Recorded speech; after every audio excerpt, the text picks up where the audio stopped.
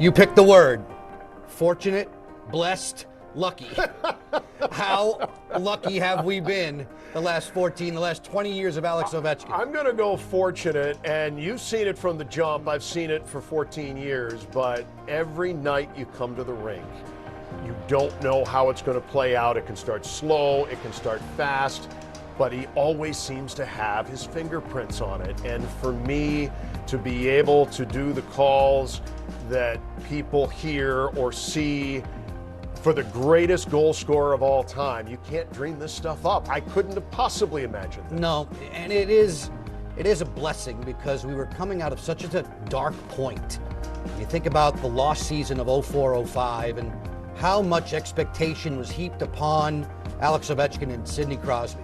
Here you go, two kids. Bring us out of the darkness. And boy, did they deliver. They answered the expectations.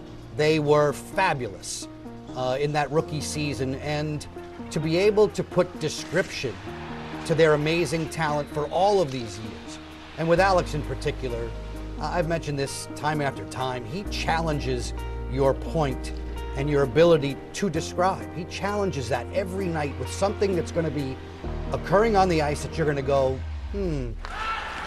Ovechkin storming in. Alexander Ovechkin curl and drag to the back end. He scores! Simply sensational!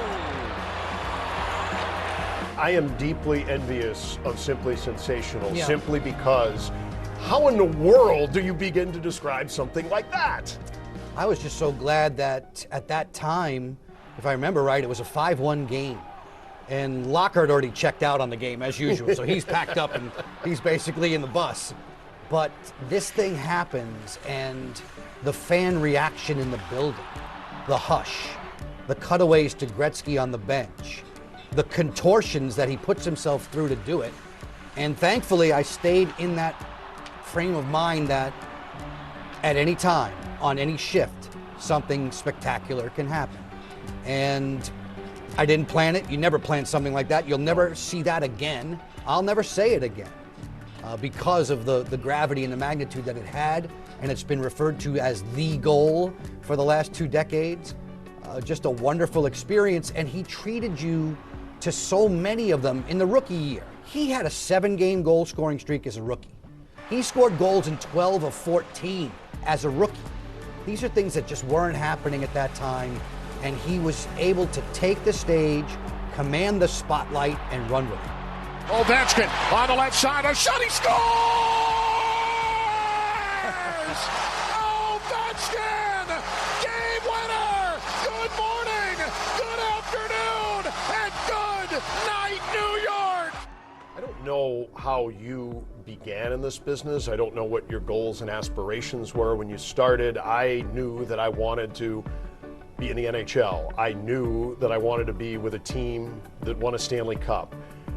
I could not have envisioned, I was in college when Gretzky passed Hal, and I couldn't even in that moment, even doing student radio, even doing the very beginnings of this profession, it would not have crossed my mind to say, oh, you know what I'd really like to do? The next guy that comes along, I want to be the guy that calls the record-breaking goal. You literally can't dream that up when you're thinking about doing this job. Did you ever, when did you start thinking that we could do something like Well, this? I knew he was a generational player at the beginning. That player, I keep coming back to one word, was electric. The first time I ever saw Alex Ovechkin at a World Junior tournament in North Dakota, electric. I mean, if you look at his World Junior record, I want to say he was a goal a game for 18 games. And when I first saw him, it was nuts. The speed, the power, the puck protection, the shot, the ability to separate, to run over or around defensemen. All of those things as a junior, he took to the professional level and multiplied it by 10. Now, you're asking me when. Honestly, I would say at 500. Backdoor look, Ovechkin rips, he scores! In a flash! Welcome to the club, number 500 for the Gr8. I really thought at 500, he did it so quickly, and not that it was without effort or without strain from him, But at 500, I thought, you know what, if you do the math, and if he's as durable as he has been, you just might get there. You and I have the perspective, and anyone that I guess in our game and does what we do, when there are moments like this, we are hopeful for something that we'll call, for lack of a better word, clean. Yeah. Because I remember at 499, he scored in overtime in New York against the Rangers, and we were coming home, and Ottawa, and 500 was on deck.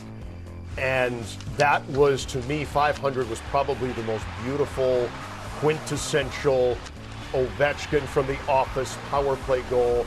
There was no doubt Andrew Hammond never saw the thing as it came his way. And those are great.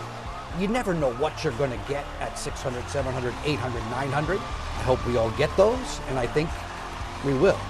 But from an announcer's perspective, and again, challenging your powers of description, you always, when he hits the ice, there's a heightened sense about it.